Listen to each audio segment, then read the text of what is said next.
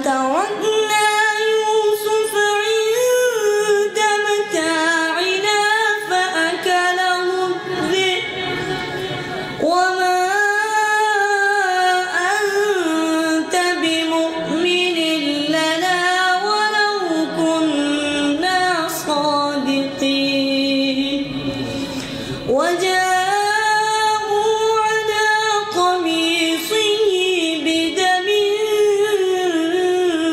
كذب قال بل سولت لكم أنفسكم أمرا فصبر جميل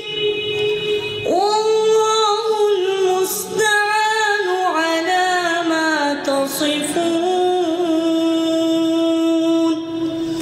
وجاءت سيارة فأرسلوا واردهم فأدلى دلوه قال يا بشرى هذا غلام وأسروه بضاعة والله عليم بما يعملون وشروه بثمن بخس دراهم معدودة وكانوا فيه من الزاهدين